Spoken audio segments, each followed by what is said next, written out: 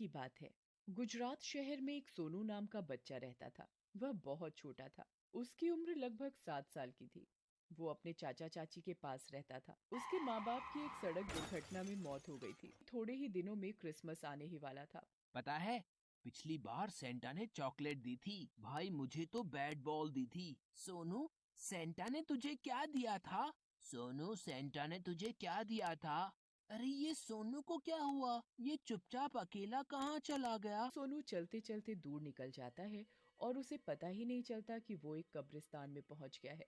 वो एक कब्र पर बैठ जाता है और रोने लगता है। पापा, आप मुझे छोड़कर क्यों चले गए? मैं बिल्कुल अकेला रह गया। सेंटा मेरे सभी दोस्तों को गिफ्ट देकर जाता है, पर मुझे क्यों नहीं? क्या हुआ? तुम रो क्यों रहे हो? भूत अंकल, मेरे माँ पापा मुझे छोड़कर चले गए और मेरे चाचा चाची मुझे प्यार नहीं करते। सेंटा सबको क्रिसमस पर कुछ न कुछ गिफ्ट देकर जाता है, पर सेंटा ने मुझे आज तक कोई भी गिफ्ट नहीं दिया। अच्छा, तो ये बात है। आज से तुम मुझे अपना दोस्त समझो और तुम परेशान मत हो। इस बार सेंटा तुम्हें कोई ना कोई गिफ्ट जरूर देकर जाएंगे। सोनू भूत को बाय करके अपने घर पहुंच जाता है। कहाँ चले गए थे तुम? तुम्हें पता भी है कितना समय हो रहा है? अगले दिन सब बच्चों के उठते ही उनके कमरे में गिफ्ट मिलते हैं, पर सोनू को कोई गिफ्ट नहीं मिलता। सब बच्चे एक दूसरे को अपने अपने गिफ्ट दिखाते हैं। सोनू, क्या बात है? तुम रो क्यों रहे हो? आज क्रिसमस है, सभी बच्चे क्रिसमस की तैयारियों में लगे हैं और सेंटा सबको गिफ्ट देकर गए हैं। बस मुझे ही कोई गिफ्ट नहीं मिला। वो गिफ्ट उनको सेंटा नहीं देकर जाते। वो गिफ्ट तो उनके माँ बाप उनके कमरे में रख देते हैं और बच्चों को लगता है कि वो गिफ्ट सेंटा रख कर गए हैं। पर तुम परेशान मत हो, रात को असली सेंटा तुम्हें गिफ्ट देकर जाएगा। क्रिसमस पर पूरा शहर रोशनी से जगमगा रहा था।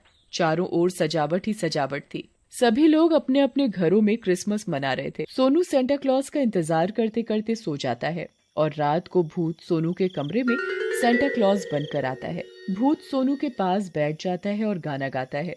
Jingle bell jingle on the way, Santa Claus is coming around riding on the sleigh. तभी सोनू की आंख खुल जाती है। Santa uncle, merry Christmas. Merry Christmas बच्चे। सेंटा अंकल, आप मेरे लिए क्या लाए हो? बोलो सोनू बेटा, तुम्हें क्या चाहिए? मुझे एक साइकिल, एक घड़ी और बहुत सारी चॉकलेट चाहिए।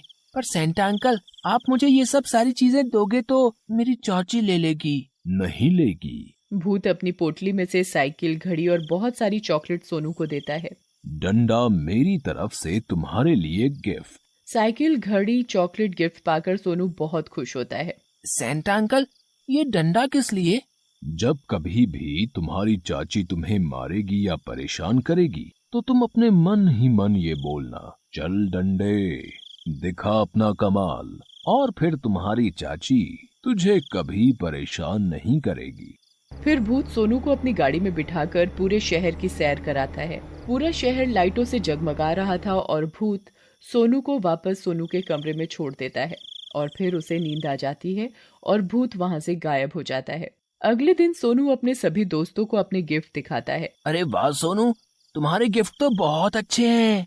सोनू के गिफ्ट देखकर मोंटी और मोनू अपने घर चले जाते हैं और तभी सोनू की चाची आ जाती है। इतने महंगे गिफ्ट, बता कहाँ से चोरी करके लाया है? बता, नहीं तो बहुत मारूंगी। मैंने चोरी नहीं की है चाची, ये गिफ्ट तो मुझे सेंटा अंकल ने दिए हैं। तू ऐसे नहीं मानेगा, अभी तुझे मजा चखाती हूँ। सोनू की चाची सोनू को मारने लगती है।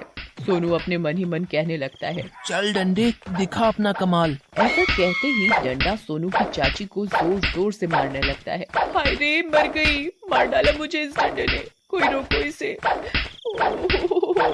मैं अब से सोनू को कभी नहीं मारूंगी, कोई मुझे बचाओ, बचाओ मुझे। इतना कहते ही डंडा अपने आप रुक जाता है और सोनू की चाची भी सुधर जाती है और भूत को भी एक नेक काम करने से मुक्ति मिल जाती है।